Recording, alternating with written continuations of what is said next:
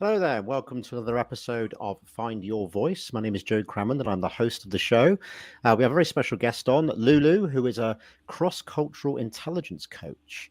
So he's going to be giving his insights for us today. Liu Liu, it's wonderful to meet you. Yeah, thank you, Joe, for having me on the show, and it's wonderful to be here. Thank you.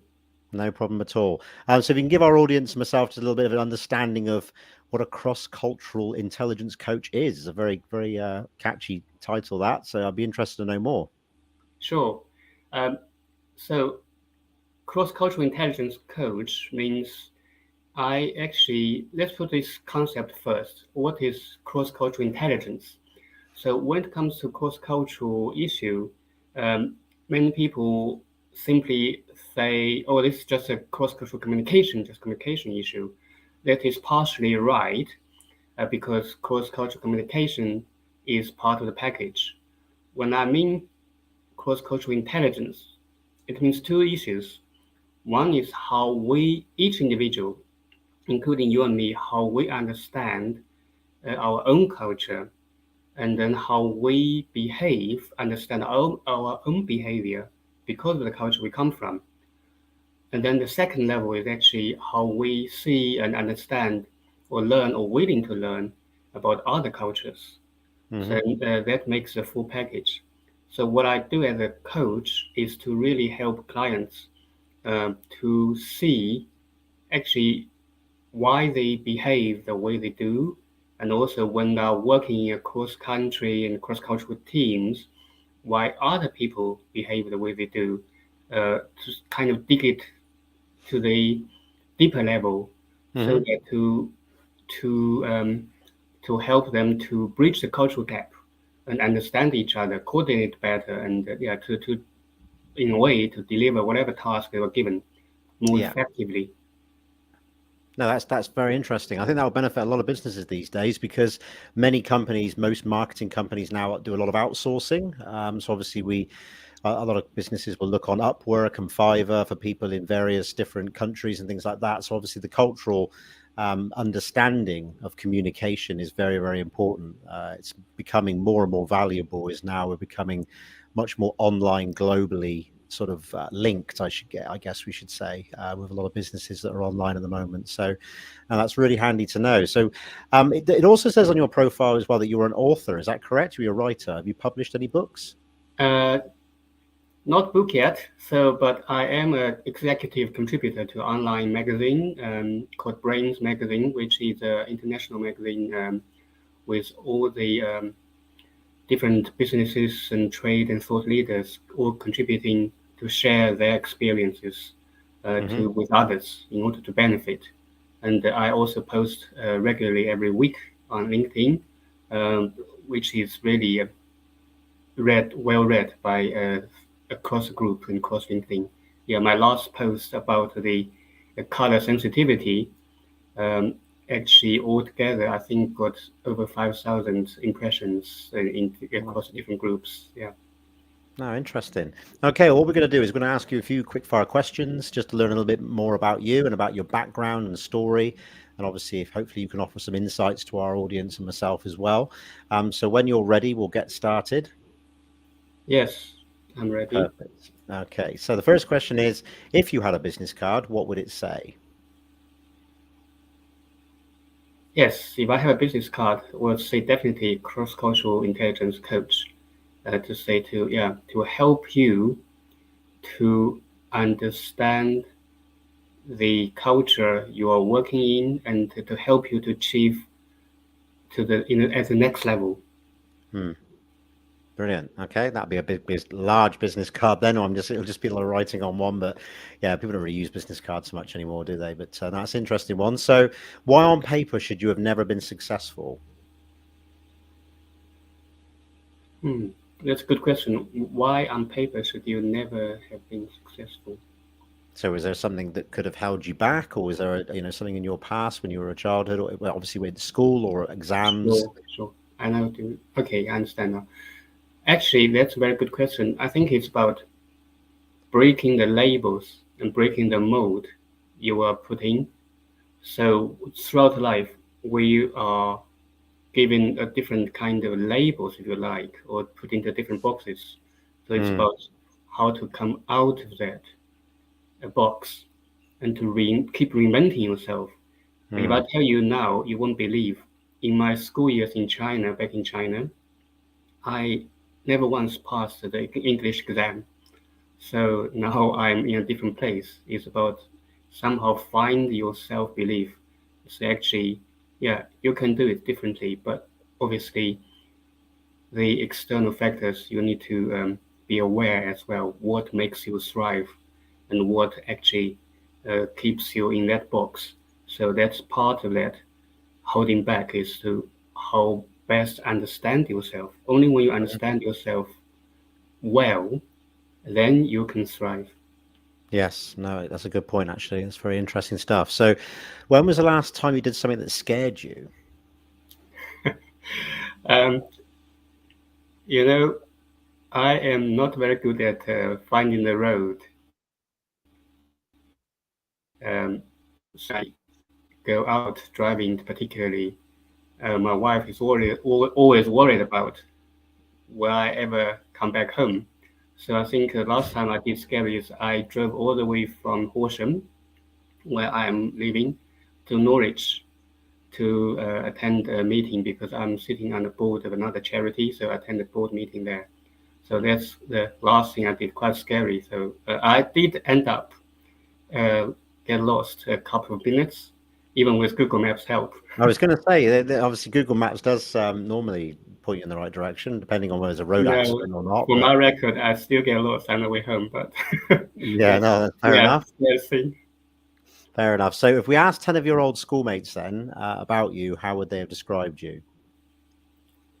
Uh, I would say they would describe me as a very introvert, shy, and small boy because I was small physically, and then later on caught up a little bit. Uh, but looking back school years, I was really introvert and very quiet. But now I am a different person. I think, yeah, if you Hmm. ask them, they would say he's a very introvert, quiet person. So, what made that change? What happened in your life? Was it just a gradual thing, or was it quite a sort of sudden shift with a business opportunity or something that made you forced you out of being that introvert? Uh, Interesting concept because being quiet doesn't actually mean introvert. What happened is when I was in that uh, group culture, like in China, Mm, well, I was actually expected to conform to the others, like everybody else. But deep down, I always felt I'm different. It's only when I got married with my wife, moved to England, all of a sudden, I realized actually I am able to express myself freely. So the actual, the real me really come out. So I become very expressive and I'm able to really work differently and relate to people differently. That gives me the confidence. So that really changed it. So the mm, how talking about how the wider cultural context affect individuals' behavior. This is a typical example of myself. mm, Yes, mm, because England is very open and a very individualistic country. So you are mm. allowed that space to do so, to be yourself. Yes. Yeah, I can imagine people have very differently behaved in the UK compared to China. I think we have got another set of rules here. The rules are not quite as harsh, and the discipline might not be quite as strict. So maybe we could do a little bit more of a structure and a discipline here. I'm not sure, but that's another conversation. But okay, when it comes to advice, what do people seek you out for? Um, when it comes to advice, what people normally seek out for me is obviously on these cross-cultural intelligence issues. But at my work, I have been also coaching managers on a lot of management issues and also career development.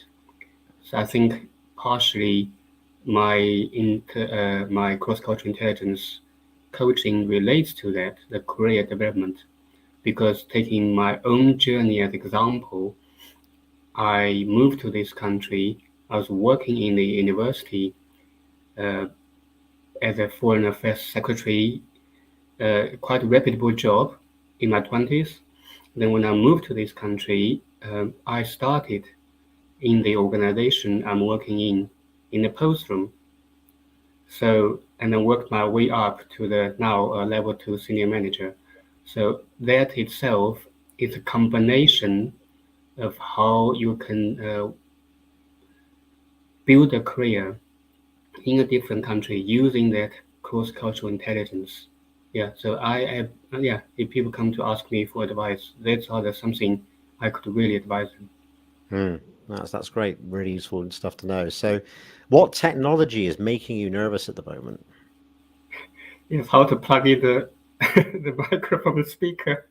Yeah, we're having a few issues. Yeah, I mean, we'll just let the audience know that we're having a few problems with Lulu's sound before, but it seems to have sort of sorted itself out. But so technology in general, I mean, is that something that you find frustrating? Um, Not in general. I am curious and I'm a learner. I think in terms of the technology, one big thing it does make me nervous in a way is the artificial intelligence because it can has both positive and negative impacts Hmm. on everyday person's life. Let me give you an example. I was talking to my mom the other day. Living in China, and then she told me her friends, no, her friend had a argument with the husband one day, and then the husband just stormed out of the home, and then she went to the police, report the husband missing, and then within minutes or hours, the police in China told her, "Don't worry about it. Your husband have checked in this and that hotel and just had dinner in that restaurant." Hmm. So for my mom, of course, of her age, she just told me as a kind of funny story. But then that really alerted me as what actually, if artificial intelligence is used for a wrong purpose, it can have quite severe Hmm. consequences. So that's what makes me nervous. Yeah, The how surveillance. yeah how it's Yeah. been used, and how quickly Yeah. they actually track him down. Well, yeah. I mean, I've heard about the social credit score system and things like that that have gone on. I don't know whether you know much Yeah, about that, but I've heard that that's something that's being implemented, which is quite concerning, really. Depending on whether you align with the views of the day, if you don't align with the right things, or you do something that's out of the box, and you could be penalised, have yeah, your score affected. But there's a plus side that does keep people safe, especially children. I think essentially for children and the vulnerable, I think it's a very useful tool to be able to sort of monitor people's whereabouts. yeah. I think the other thing that makes me nervous is actually how companies are going to use the AI to really manipulate people's behavior. Uh, yeah, and to make you buy certain things and really, yeah, buy their products. More and Mm. more, I notice even when I go to Waitrose, they have this even the camera at the checkout. And yeah, I just thought, what is the reason for that? So they are obviously profiling all the customers. Yeah, I mean, there could be that reason for it. And obviously, at the moment, it could be just a security measure to make sure they've got someone on camera that could be effectively stealing something. But I know you're right. I mean, I think the way things are headed is tailored advertising, so bespoke advertising based on your search terms and what you've been looking at online. And Mm, obviously, when AR becomes more of a thing, and artificial intelligence is part of that, then obviously augmented reality and actually having holograms that will show you an offer on something when you're walking down the street, bespoke to you when you're wearing your glasses, and the VR AR space is fascinating. And I think yeah, for consumers it's going to be beneficial, and for obviously for corporations to take advantage of this sort of technology. But Yeah, I can see why it would make people nervous. I completely agree with you on that one. Okay, Yeah. so what's the one weakness that you're working on to improve? Uh, to be honest, one it's not a weakness. I think it's a challenging area I'm working on. For every one of us, you operate in these three circles. The Mm, circle of a comfort zone, and then you operate in the learning zone, and then the outer layer is the panic zone, if you like. I think yes. what I'm working on is to expand my learning zone. So what I mean by that is I'm trying to grow my coaching business. So for my other job, I the stage is set for me, if you like. So we have this organizational structure. I have this position. So I walk into the space. The stage is set for me. So I can just get on and speak or carry out duties. While in my private business space, now I need to build that space. Need to build that stage. So that is a I won't say it's a weak area, but it's an area I haven't come across before. So I'm Mm. learning quick and fast, and yeah, it's quite challenging at times. Oh, I can imagine. Well, you're doing a good job by the sounds of it, and you've progressed very well in your career, from what I can hear. So, going on to sort of a bit more of a macabre sort of thing. I mean, what three words would you want written on your epitaph? So, what three words would you have to for you to be remembered by? You ask the right question. Actually, ever since I was a teenager, I ask myself this deep question. So exactly that question: what do I want to put on? Um, Actually, three words. I live by three words: is to love, to learn, and to serve. Mm. So if it's on my repertoire, I would say they loved, served, and learned. So yeah, Yeah, that's wonderful. That's it's very nice to hear. So, well, Lulu, it's been absolutely fascinating having you on, and we've had some great insights and value from your background and history. So, really appreciate the conversation. And just to let our audience know, if you wish to be a thought leader and a storyteller within your industry via podcast guesting, visit us at podcastguesting.pro. And where do we find more information about you, Lulu?